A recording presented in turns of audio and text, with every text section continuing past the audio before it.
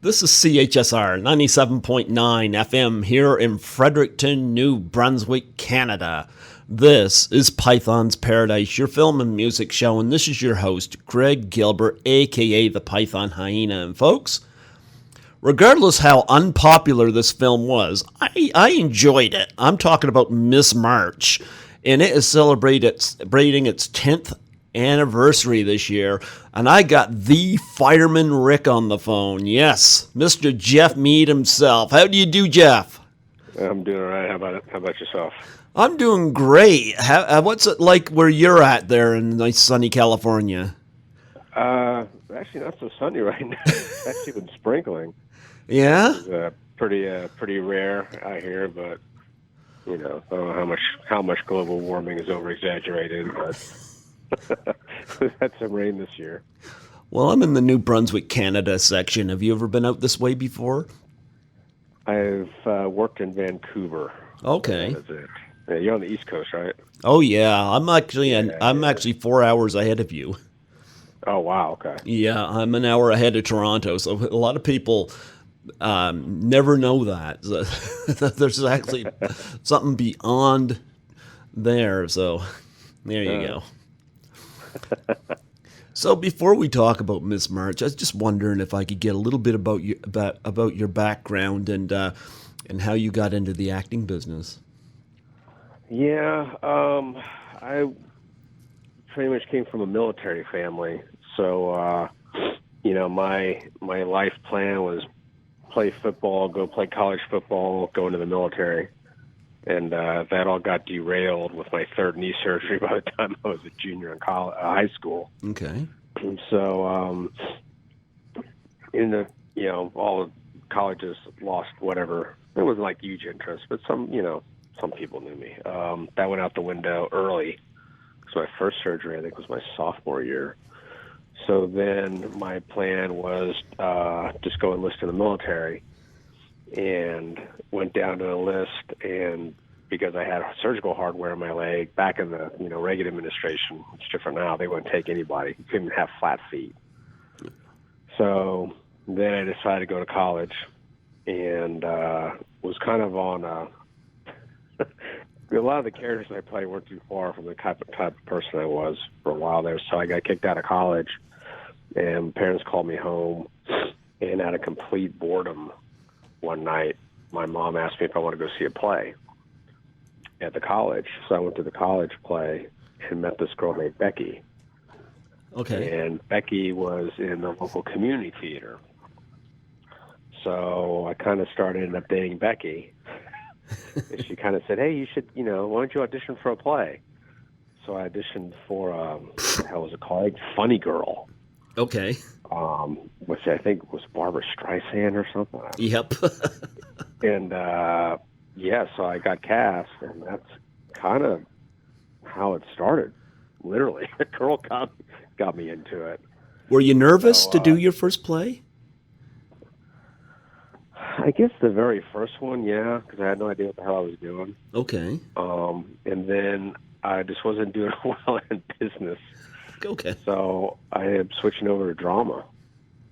And the one good thing was, there at least back, in college, there weren't very many, because I was powerlifting, so there weren't very many muscular guys that could act. So I ended up cleaning up, getting all the roles, Streetcar Named Desire, all these roles. And then went back up to UT at Austin. That's where I got kicked out originally. Okay. Got cast in a commercial, got cast in a local television show, got cast in a movie. And so then I thought, what the hell? So I came up to LA, and there you go. That's how it started. Well, definitely nothing I wanted to do growing up at all. Never even entered my mind. Yeah, well, it's worked out for you. Yeah. Mm-hmm. Well, it's funny because I saw Miss March in theaters 10 years ago, and I'm a member of the Razzies, and this thing was all over the ballot, and I never voted for it because I actually really liked it. I'm going to tell you one thing it reminded me of, especially the beginning of the film. And I tell this to a lot of people I've interviewed from horror films. I remember being a young teen, and I got kind of pushed into watching Friday the 13th Part 2. And after about 3 kills, the one scene that my mom comes in and pushes the off button on the TV was when Kirsten Baker wanders into the lake skinny dipping. And that's etched in my mind because it was the first time I've ever seen a naked woman. Well, that memory came back to me when I first saw Miss March, where the kids are playing that little innocent game where they're on the pillows, pretending the floor is lava, and they go to look at this Michael Jordan card, and they come across this stack of Playboys. And I love that all of a sudden, you're stepping in lava, don't care. He's just off in a daze. And it reminded me, and it doesn't matter how many people attack this film, there's something about that, especially that opening scene, that really spoke to me. That, you know what, I'm really not that bad. Yeah. So, I really enjoyed the movie, and you got to play Fireman Rick. And I'm going to tell you, you're great in this movie. I love I don't know if the firemen are nasty people. I can't really confirm that. I haven't met any nasty ones. Yeah, but there's certainly a lot of axes go into that car. Yeah. Talk about how you got that role, and talk about the experience doing the movie. When I went in, I was doing Bones with David Boreanaz, and that's why I had that goofy mustache. Okay. So I went in for it, and I kind of thought, this is one of those jobs that I just thought, I'll just go in there. I'm not going to get it. And, I saw a bunch of the other guys that were there, and they kind of looked like firemen. Yep. Kind of tall, good looking, GQ and all that stuff. So I thought, I'm going to go in there and just do something ridiculous, because I didn't take it. I just didn't think I had a shot at it. Mm-hmm. So my voice is kind of raspy, anyways, but I really kind of rasp it. I really raspy for the part. Okay. And just went way over the top, and the casting director started laughing. Hysterically. I thought, well, it must have been really bad. She goes, that was really good. Okay. And I started laughing. I said, seriously? She goes, yes, nobody has done anything with this part. We've been seeing people, because they were taping you straight for Zach and Krager. There was no callback. Okay. And she goes, we've been seeing people for days. It's just been the same milk toast thing day after day. And I kind of like what you did. I said, okay. So then sure enough, they called my agency and said they love you. So so it completely shocked me. I had no inclination that I would have gone hard for that. So got on there. It was funny because I knew the stunt coordinator, Mike Owen, pretty well. So yeah, Zach and Trevor were a lot of fun. I knew a lot of the stunt guys on it. One guy named Bubba Sataris, and God, what was the other guy's name? I'm blanking on it. But it kind of turned into sort of the fireman Rick and the stunt guys giving each other, I don't know if I can say SHIT or not, but go ahead. Yeah, giving each other shit the whole time. So, a lot of the extras are kind of getting a kick out of it. So I kind of had this banter going back and forth. I knew all these stunt guys. One funny thing. So originally in the script that I saw, the original idea was we had a ladder rig. Okay. A fire truck with a long ladder. Mm-hmm. And originally what they were talking about was we bring the ladder over and drop it on top of the station wagon. Okay. And I was gonna crawl along the ladder onto the car. Okay. So there was a big discussion. Are you cool with that? Because they knew I had done a lot of stunts. Okay. Myself. In fact, I knew Mike Owen, the stunt coordinator, because we did the Miami Vice show at Universal Studios together. Okay. So Mike was like, you good with that? I'm like, yeah, sure. I'll be wired in, right? He goes, yeah, of course, you'll be wired. So that was the original plan. And then I can't remember, a couple of days before, they came in and said we lost the ladder rig. So it's going to be a transfer. So a transfer is the technical speak for transferring from one surface to the other. So jumping off the fire truck onto the car. Okay. And I kind of looked at Mike and I said, okay. He goes, don't worry, we're going to W for that. I was like, all right, good.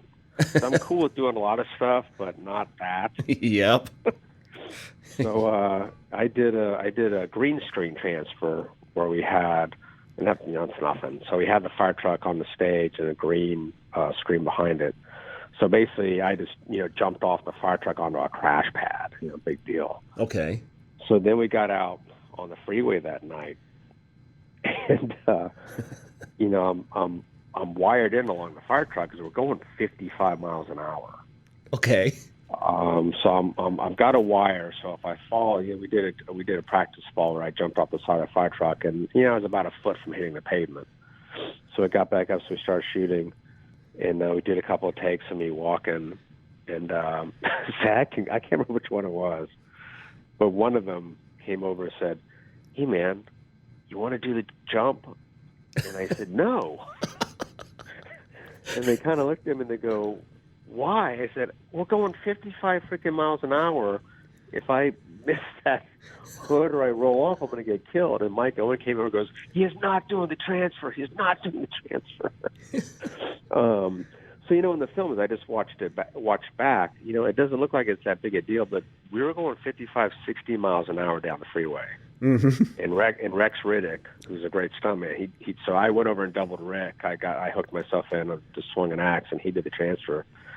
That was a serious stunt. Yeah. And the stunt driver, I forgot who was driving for the boys, but you got to keep two fire trucks in the car going at the same pace, keeping a straight line. And Rick has got to basically time jumping off a 55-mile-an-hour fire truck and landing on a 5x5 sheet of metal that's moving. Yep. So, I remember watching that, just praying, God, I hope he makes it. We only did it one time. Mm-hmm. So he did it successfully. So everybody was real happy. And so that was a fun night. And then I wired onto the hood of the car. So that's me on the hood of the car. They hit the brakes, and that was Rex going off the car. Then what we did was we had the two fire trucks flying towards us, and I took off running, and I rolled in between the fire trucks. Okay. So we did a take of that, and then we did a second take, and I kind of heard, Okay. coming from the crew, and they go, "All right, that's it, no more." And I got up and went over, and I didn't realize, but I had actually kind of rolled a little off the line that I should have. Okay. So Mike Owen calls me and goes, "Come here, look at this." And I looked on the playback, and the rear wheels of the fire truck missed my head by about a foot and a half. Oh. But I just watched the stunt back. It all pieced together really well. Yeah. It looked really good. And then we went to the Playboy Mansion. Originally, I don't know if I'm supposed to say this. Originally, they had Robert Wagner, who was going to play Hugh Hefner. Okay. And I can't remember how it happened. All I remember is Hugh Hefner said, "Why didn't you just ask me?" was his words. Okay. But originally, Robert Wagner was going to be Hugh Hefner. And then, however, I can't remember, it got back to Hugh Hefner. He's like, "Why don't you guys just ask?" I would have done it. So he ended up doing it. So that was cool. Yeah. We did not shoot at the Playboy Mansion, unfortunately. I was really bummed about that. We shot at some mansion up in the hills. Okay. So then that was the night where it kind of turned into the Fireman Rick in his fireman show. This nonstop banter going back and forth. And, it was a real fun night doing that. I'm blanking on his name. He played the rap guy. Craig Robertson. Craig Robertson, yeah. He's really cool. Who played? Yeah, had that name. Yeah. sad thing, the big African American guy Wendell, who played the bouncer. Okay. I knew him from commercial actions. He actually passed away, I think. Okay. Only a couple years after we shot this. Okay. Wendell Middlebrooks? Yeah. Okay. He passed away. And then the girl that played my sister, I'm blanking on her name. Oh, I know who she is. Molly Stanton playing Candace. Yeah, Molly. Molly and I knew each other from, I think it was Passions or Port Charles that she was on. Mm-hmm. I can't remember what. So that was kind of fun to see her again. She's like, hey, you were Bruno, or I forgot which. If it was Port Charles, I was Bruno. If I was on Passions, I forgot my name. I was some badass hitman on that. You want me to be frank with you? Yeah. I think Molly Stanton was hands down the hottest woman in the film, in my opinion. Oh, really? Yeah. I don't know. There was something, maybe it's just me, but there was something that really got me where she looks beautiful when she's angry, and she gets angry at Trevor all through the movie.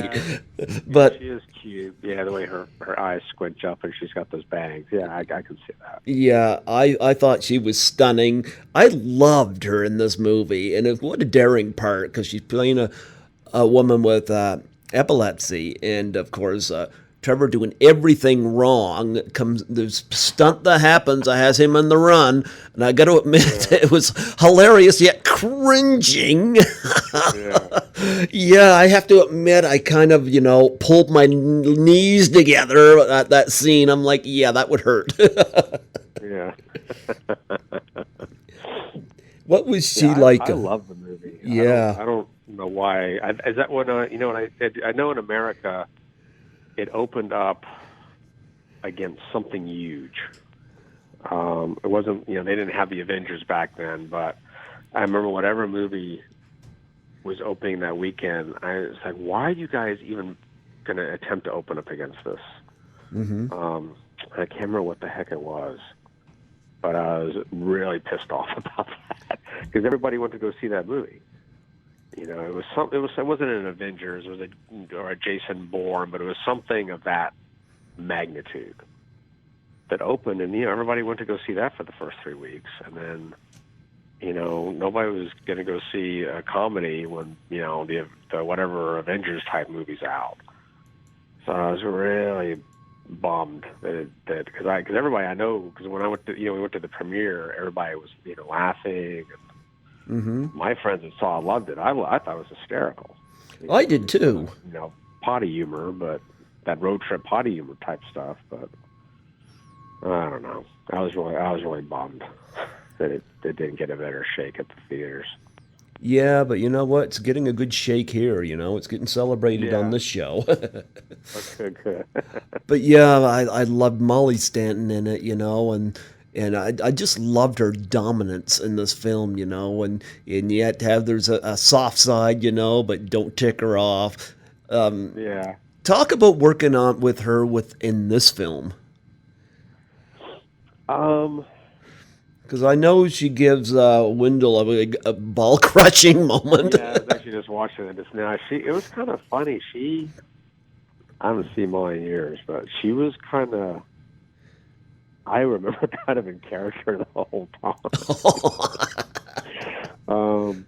Because I forgot. I remember I can't remember what soap it was, but I was kind of when I'm on set, these jobs are so stressful. Everybody's in a bad mood. Mm-hmm. So if I can, I try to cause a little bit of fun trouble. And I forgot what I did to Molly. I did something. To screw with her. I forgot what it was. But so we had kind of a fun banter. So she was a fun bitchy to me. And good, all in good nature. Yeah. Because I forgot what I did. As soon as I saw her, I said something stupid or screwed with her. Or like Trevor did? No, not that. But I can't remember what I did. I kind of like, I'm the kind of guy that if it's a guy, I'll go into his trailer and poop, and not flush it, or shaving cream in somebody's hat, or just to kind of keep things fun. But I did something to her. I can't remember what it was, but she was kind of she was kind of in character all the time around me. But she was really cool. I really did like her. And then I ran into her again on something I saw that I ran into her at the gym. That's right. I can see that. Gym a few times after we shot. Mm-hmm. And I know, we both had high hopes. I think she had gone back to the soap, or she was going on to a new soap or something. But I haven't seen Molly in years. I haven't seen any of these people. Well, I see the stunt guys all the time. But I just remember that scene where she comes across the burnt-down ruins of the hotel, and there's just something very dominating, intimidating about her in that scene, It's like, don't mess with her. It's also funny because she's tiny. Yeah. She's 90 pounds soaking wet, probably. That kind of, I think, maybe adds to her ferocity. Well, you know what? It's interesting because when you see the back and forth between her and Trevor Moore at the beginning of the film, it's kind of interesting on a storyline standpoint that they would end up together. There's something about I think she was secretly kind of turned on by his rants at her. Yeah, I think some girls are like that in real life. I mean, you pick on the girl and she kind of likes that abuse and ends up liking you. So yeah. But yeah, Zach Cregger and Trevor Moore, I like them both in this movie, Zach Cregger, of course, in a coma for 4 years because of Trevor, and I just love it when he's in the hospital and they say, don't, and then you just see this gush of shit come out of his robe. Yeah. Like, what happened? Holy cow. It's gross, but I can't help but laugh at it. Yeah, it's just that silly like right now the dog just peed in the girl's drink at the party. Yep. Yeah, that stuff's fun, I mean, it's, And she complains when she gets a real drink. This doesn't taste the way it was before. Yeah. Do you remember any? I know you weren't in these scenes, but do you remember anything about Zach Cregger having to do the shit scenes? No, I never heard anything about that. I never heard anything about it. Or I know when Craig came out with his apparatus on his pants, we were all kind of laughing about that because he was showing that to everybody. Oh yeah. But I was just there. I think I was there one night. They brought me in for something. I think I had to do a wardrobe check or maybe rehearsal. I can't remember what the heck it was, but I was pretty much just there on the freeway for the car chase and then at the party. It was pretty much the only times I was there. I went somewhere for something. I can't remember. I wasn't there for very long. I wasn't sure what they were shooting. Well, Trevor Moore, of course, do you still chase him with axes? No. You let him go? If I find him, I'm going to ask him why they didn't release it on a better day. I'll definitely give him a hard time about that. What was he like? Zach is the one with the long hair, right? Oh, well, Trevor was the one you're trying to kill. Trevor was the one they're trying to kill. So what was Zach like? Both. Zach was, I would say, more the quiet, reserved one. Mm-hmm. And Trevor was more, I mean, they're really not far extending their personalities in the movie. To be quite honest, I mean, what you see in the movie is pretty much how they are. Zach was the more kind of cerebral one, and Trevor was more the wild one. Like, hey, he was the one that goes, Geoff, like, you want to do the chance? I'm like, no. And then, Zach would be the one like, well, do you not feel safe? So, yeah, but not much different than what you see in the movie, personality-wise. And, of course, Raquel Alessi played, of course, Cindy, Miss March. Did you, Yeah. any memories of her? I mean, she was nice, you know. She was sweet. I mostly remember Molly, just because of our, interactions with each other from the soap and stuff. But yeah, I mean, she was gorgeous, beautiful girl. Yeah. But nothing that I can remember. Yeah, I can remember, things about Molly, Yeah. but not really with her, not as much. Did you? We just didn't really have, we didn't really have any scenes together. Yeah. Like, hey, how you doing? I'm doing good. What's going on? Oh, yeah, you ready to film? Just very small talk with her. Did you meet Hugh Hefner? No, I did not. Oh, okay. They shot that. I think they actually shot that at the mansion. Okay. Or they shot that somewhere, but not. No, he wasn't on at the where we shot at. I mean, I would have to imagine they probably went and did that in an afternoon, and whatever was convenient for him. To be honest. Oh my goodness, I never noticed this before. I feel so stupid about it that Zach Kreger and Trevor Moore were also the directors of this film. Oh yeah, they both directed it. I think they both wrote it too. I'm pretty sure. Yeah. Yeah, they both directed it. Yeah, that's why they were trying to get me to do the stunt, the transfer. Wow. I've written a review for this film, a favorable one, and I must have written the directors down, and I don't know, it just bypassed me. Yeah, no, they directed it. Oh wow. What were they like as directors compared to when they're on screen? Well, when they were directing, they were, a little, obviously, I'm not going to say professional, a little more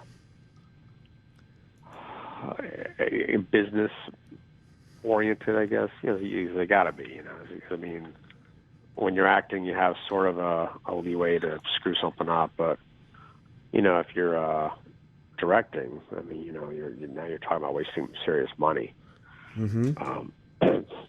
So they were not. I mean, they still had their sense of humor and fun directing, but definitely when they stepped on the camera, they were a lot more fun. Of course, Yeah. Yeah, actually, I'm looking. This looks like they shot Hugh Hefner at the mansion. Yeah. Actually, as I'm looking at that scene now, yeah, that looks like they actually went there to shoot that. Yeah. What was? Did you go to the premiere of the film? Yeah, we had. It wasn't a real big premiere, as I recall. It was over at Fox. Yeah, I mean, I've been like the big premieres with Robert De Niro and all that. And they throw all the money out. But this was I think this was Fox Atomic. I want to think.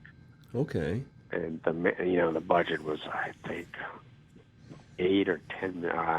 It wasn't, maybe 10 million or 5 million or something. So it was kind of almost really more along the lines of what you would call a cast and crew screening. Okay. Like it's something like I don't know, a Heat premiere when you have De Niro and Pacino.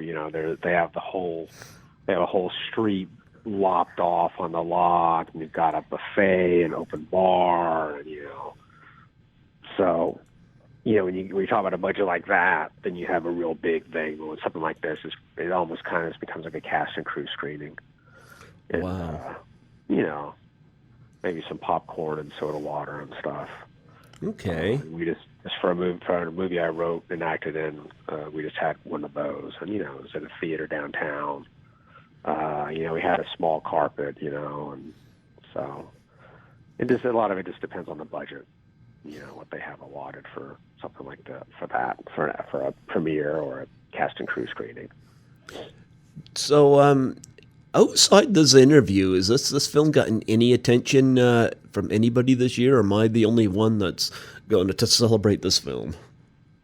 Somebody, sorry, my mouth while I was stepping on my stomach. Somebody mentioned this to me a couple of weeks ago. Okay. Said, hey man, I saw that Playboy movie you were in. It was really funny. I can't remember who that was. But no, out here in LA, it's different, man. It's who's called out Trump. Oh, gee, yeah. Yeah, it's nonstop. Oh, so and so tweeted about how Donald Trump has put her on medication. It's that, and it's like I ran into a guy today. I can't say his last name. David Figlioli, I think is how you say that. But David's a guy you would recognize right away. Character actor like me. And we were talking. Because the business is radically different. Back when I did Miss March, that was a good time. There was a lot of work. And now David had a good point. He said, all these all these former movie stars are doing TV now. Yeah. Because really the only movies that are being made are all these superhero movies. Yeah, and I'm not big on those. Yeah, I don't care if I haven't seen any of them. And he said that's putting all the, that's putting a lot of actors, stars out of work and putting them in TV. Yeah. So pretty much out here is who's called out Trump, who's got a DUI, and the next Avengers movie. Yeah, because when I do this podcast, I could care less about all that crap, Yeah. Yeah, I just want to know about the movies, Yeah. Speaking of which, you do have some other movies I do want to ask you about. Little Miss Sunshine was a great film. You play the biker dad. Talk about working on that. That was again, I had gone, I was mostly always a TV guest star. Mm-hmm. Yeah, that's kind of what I was known for. I had a name. Mm-hmm. Literally get Geoff Meed in here for this episode of CSI or whatever. And my agency called and said, hey, there's a pretty small part in the movie that's got Greg Kinnear and Steve Carell. You want to take a look at it? So I said, yeah, it's a comedy. I don't have much comedy experience. And I read the script, and the script was a little darker than the film came out to me. Mm-hmm.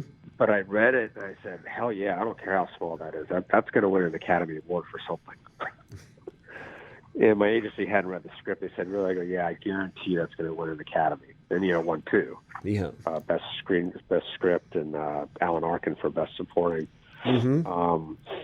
So when I got to set, I was on that job for a week, and there was more to the part, but it gets cut out. It's not important. But I guess the biggest thing I noticed was how sedate Greg Kinnear and Steve Carell were. Okay. I would come to set, and they would just be sitting there quietly reading the LA Times or drinking a coffee, just staring off into the air and then into nowhere. So that was kind of I even made a comment to those guys. I said, you guys are like really sedate, man. And Greg, and they both actually kind of lightened up. And Greg Kinnear, what, do you expect us to be crazy and bouncing off the walls like we do in the film? I said, yeah. I go, no.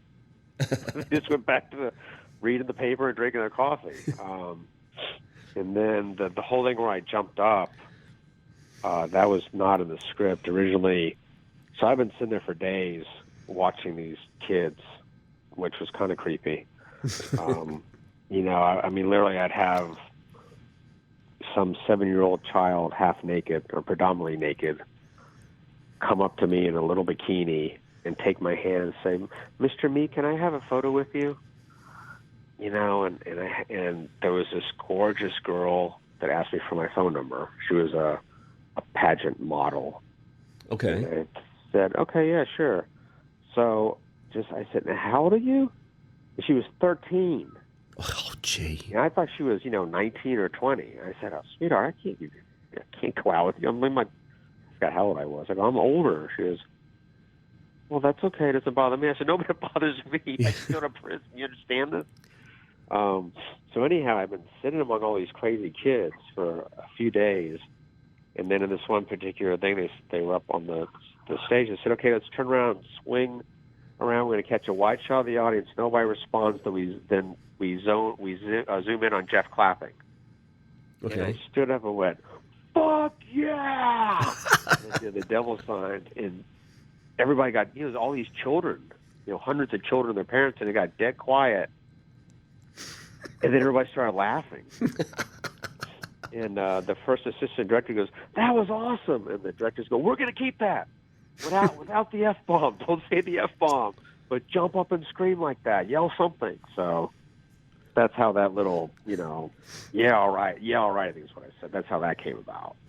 It's interesting you brought up about the girl has your phone number. I've seen that around here where you got, and it's dangerous. I call it jailbait. Yeah. But I've seen that where girls that are all done up to look older, and I seen this at the mall one day. There was a bunch of kids were selling something, and there was some adults there. I don't know what they were doing. This was a few years ago. And I remember one of the adults took one of the girls aside, and I think took her off of whatever it is they were selling, because this girl was clearly wearing too many tight clothes.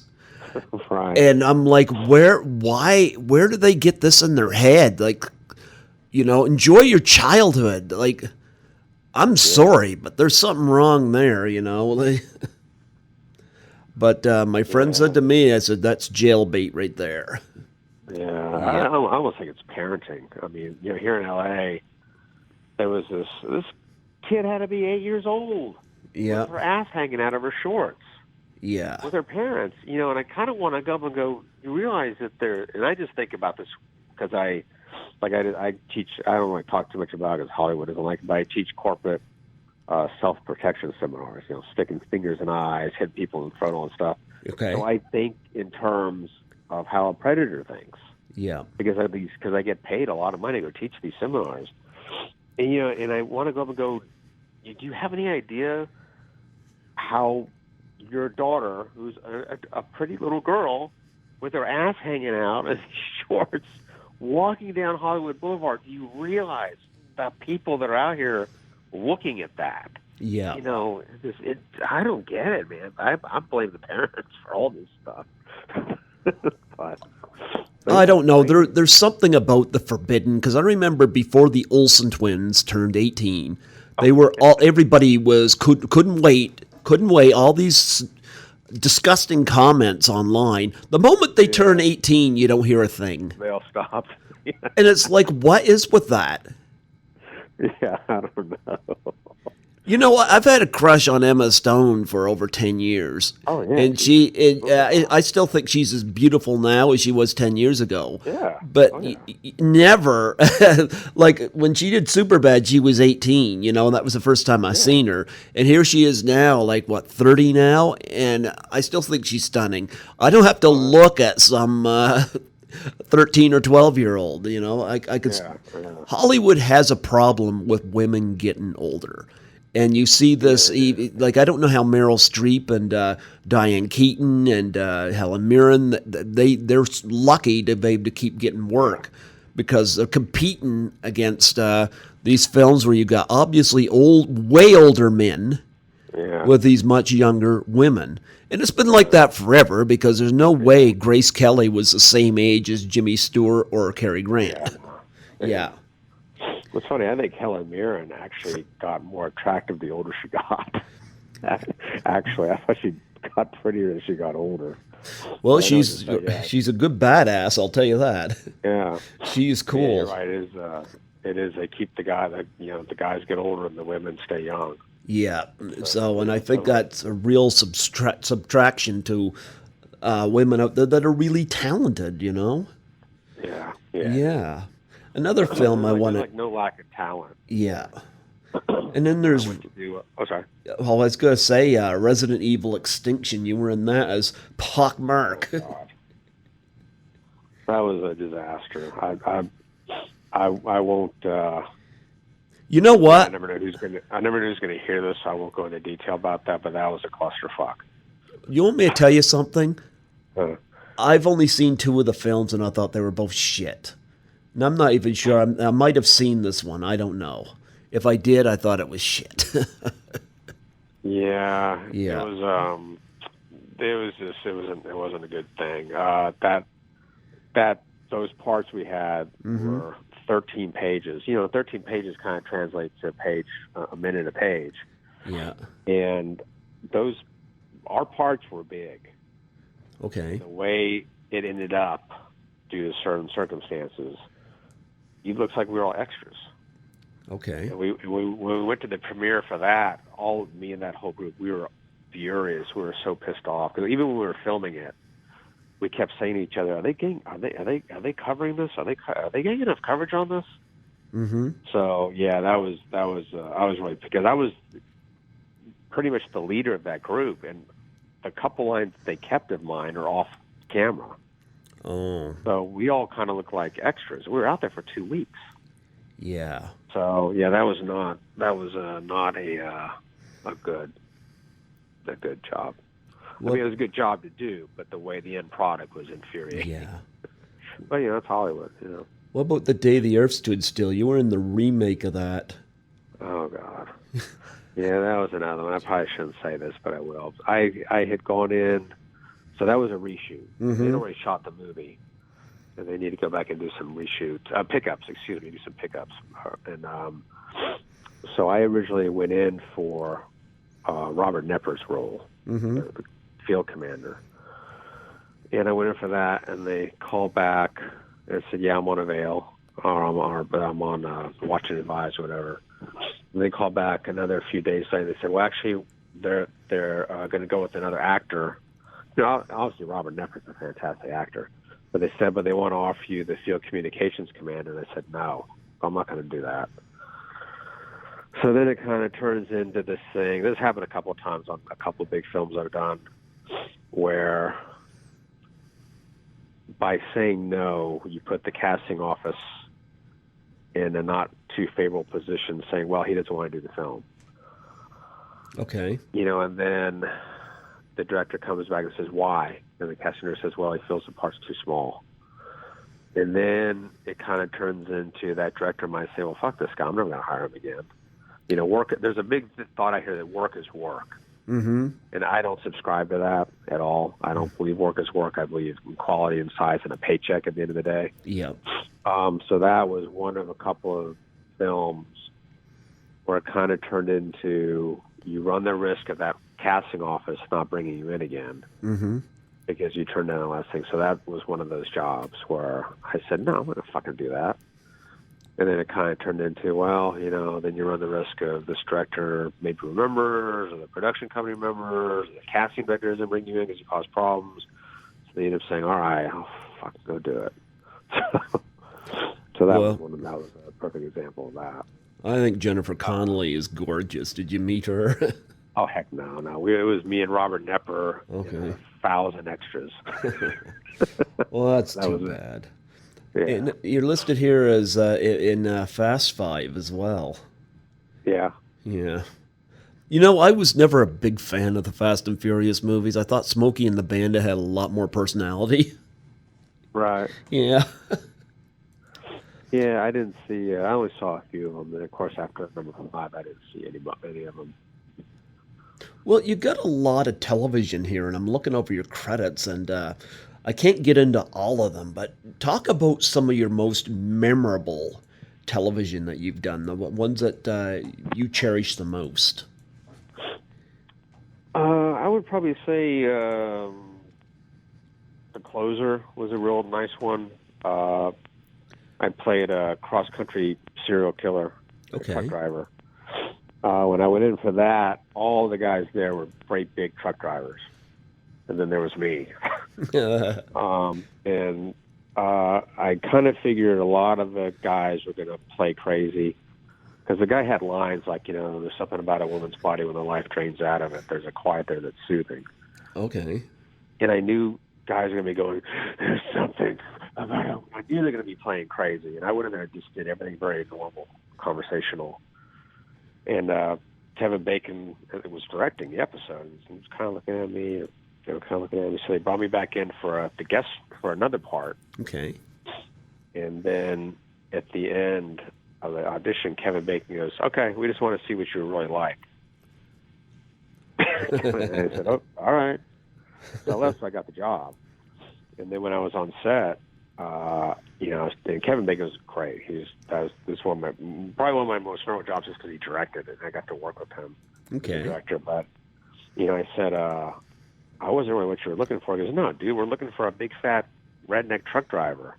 He goes, but you were so damn creepy because you just threw everything away. But that's why we hired you. So that was really cool to work with him. And he was, I got to say, one of the only directors that actually comes over and sits with the actors and says, so what do you guys think here? And actually, because most directors are like, let's get the shot. Okay, this is what I want. They give a rat's ass whether you gesture with your left hand, your right hand, or anything. So I would say that was probably one of my most memorable jobs. The second time I did ER, my dog is driving my other dog nuts. Did you see John Wick 3? No, I saw the first one, and okay. yeah, I have a Belgian Malinois. There's 2 Malinois in that movie, so I would say you see they're crazy as hell. Another job, the second time I did ER, that was good. That was for a director named Jesus Trevino, great director. I had worked with him before. And then Chicago PD, okay, I did was a lot of fun. The first Buffy I did was a lot of fun.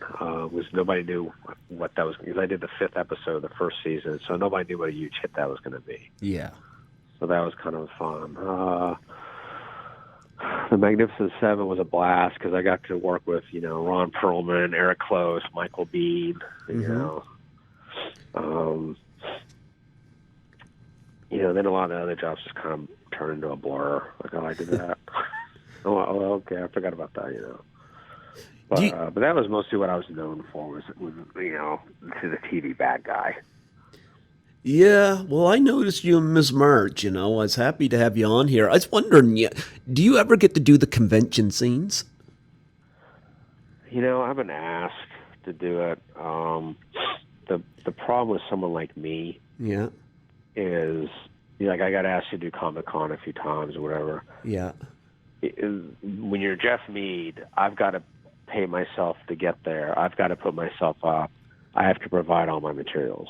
Okay. You're Brett Spiner, who plays Data. Yep. You get flown there. You get put up in a very nice hotel room. You get a per diem. You get the stuff to have them signed.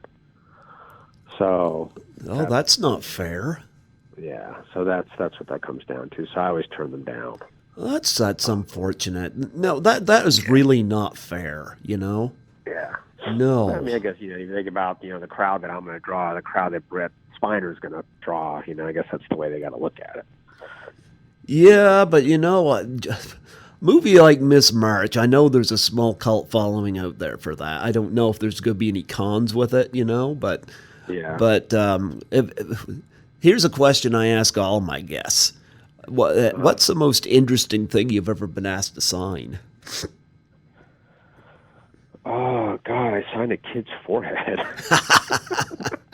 Some little boy, and I forgot what he knew me from. What the heck was it? And I signed a girl's butt. And she was pretty good looking, but first she had a boyfriend.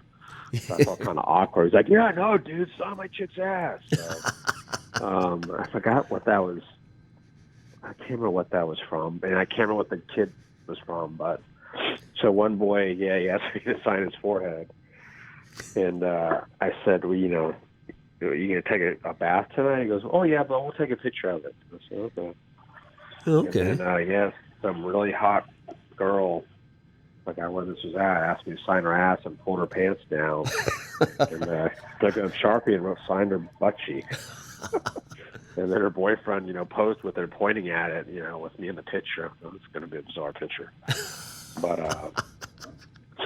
so a little boy's forehead and a hot girl's ass. I hear a lot of stories like people have signing skin and then the thing gets tattooed on them. I don't think that little boy did that. No, it was like right across his forehead. Could you imagine? Yeah. Here you all these years later, somebody named Geoff. Here it's on my forehead. Who's that? Name used to hold a little weight. It doesn't right now, but hopefully it'll pick up some steam again. Yeah.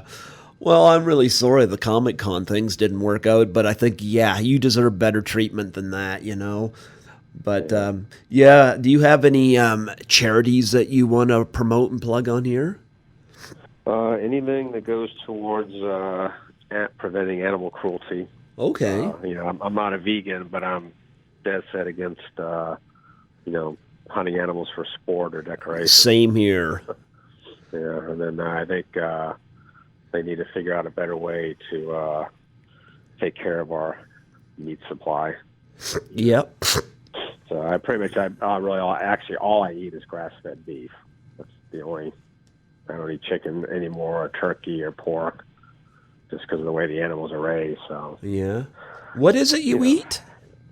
Grass-fed beef. Okay.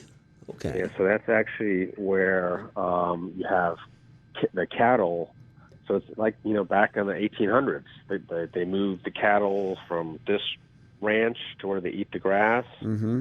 And then they herd them and pastured them, across the land to another part of the country, another part of the landscape. So, really kind of, not to go on a whole biology trip here, but so basically, the cows eat the grass, which stimulates the roots, and they pee and poop on it, and that nourishes the roots. And then as they move the cows, them stomping on the grass kind of stimulates the roots to grow. So you're basically going in a cycle from the sun that nourishes the grass that the cow eats, then poops back into the grass that the sun nourishes. So it's a whole complete cycle. Okay. So that's basically what grass-fed beef is. So these cows are out on the range. They're getting, they're moving, they're exercising, they're eating grass. Yeah. They're not eating, grain or pellet or Skittles or whatever. Yeah. So that's my biology. I never understood what the thrill is of these people hunting for sport. Like go out and enjoy the animals on a safari. Yeah, I don't get that. And again, I'm not a vegetarian either. But still, you got a lot of animals out there that are in danger because of this bullshit. Yeah. Oh yeah. Yeah. It's insane. Yeah, it is. Shooting jaguars, shooting zebras. Yeah. I don't get that. I don't either. No sense to me. No. Yeah. Well, you know what, Geoff? It was so great to have you come on here today and talk about Miss Marge. I think you were surprised when you got my message. Yeah, because like I said, I think that movie is freaking hysterical. Like I'm actually I had it on while I was talking to you, I had the volume down. I'm actually going to watch it again. I thought it was great. Yes, I think so really too. Bummed at it. Yeah, I'm really upset. That's one of the biggest disappointment career-wise was Leprechaun 4. The biggest disappointment as far as thinking something should have done more was Miss March. I mean, I really thought that was going to be a Caddyshack. I really did. I thought that was going to be huge. Just a huge Caddyshack, Animal House, Vacation. I really thought it was going to be that caliber. So, I was thrilled. I was like, oh my God, somebody likes Miss March. Yeah, I love that comment on Facebook where you put I'm surprised somebody actually liked it. Yeah. But I do like it. I got it home on Blu-ray. I had a great time watching it the other night, and I had a great time with it. I just found, especially from the beginning, I found something very relatable in it, and oh, absolutely. And I love the conclusion with Miss March, with Raquel, the why she did what she did. And I love the clarity there. There was something great about that. Yeah, there was. It was a good, story, actually. I mean, with all the craziness, it actually was kind of there actually was some nice, real stuff in it. Yeah. I love the scene where the bus hits that bump. One flies out the bus window and just that look of shock on Trevor's face. There was some scenes like that just, you can't believe you just saw that. Yeah. There was some great humor moments there, I thought. What do you think was the funniest part of the movie for you? This is really narcissistic. The funniest thing I thought was, I guess I forgot that I had done it. And so I saw the movie, was when I landed on the hood of the car, and Zach and Trevor went, ah, and I pulled the axe in my hand and went, ah, back at them. I never compliment, I never talk about myself, but for some reason, I forgot that I had done that. And I just thought that was kind of, I guess it reminded me, I forgot where I got that from. Oh, from, what the hell was it? Macaulay Culkin. Oh, Home Alone? When he does the cologne on his face, he yeah. goes, ah. Yeah, that's why I did it, because for them doing that at me and I did it back, I thought, I'm Macaulay Culkin. So, well, you know what? I enjoyed Miss March. I had a lot of fun with it, and I'm happy to celebrate its 10-year anniversary with you. You as Fireman Rick. Wear that badge proudly, my friend. Yes. Yes. I was wondering, before you go, if you mind doing a plug for my show. Absolutely. Hey, this is Geoff Meed. I was Fireman Rick in Miss March. You're listening to Greg Gilbert on Python's Paradise, coming at you from New Brunswick, Canada. Thank you so much, Geoff, for coming on here. All right. Yeah, you did a great job there. Cool. It was an honor having you. I was really glad. I was happy to have you come on here. Yeah, absolutely. Thanks for having me. Yeah, no problem. Be patient on the release of this, but I'll certainly let you know. And yes, I was happy to give some love to Miss March today. Yeah, hopefully some people go out and watch it now, or rent it that haven't seen it. Well, you know what? I hope so. You know what? There's a good chance it could get a cult following. That does happen late for some movies. Excellent. Yeah, I would love for that to happen. I think that would be a great thing. Cool. Yeah. Well, you take care. It sounds to me like we both got a cold. Oh, I'm always stopped up. Or, yeah. Yeah. Same year. Yeah. Well, anyway, you have yourself a wonderful day, and God bless you, man. You too, man. Thank you so much for having me on. No problem. You take care. All right, you too, Greg. Yep. Bye-bye.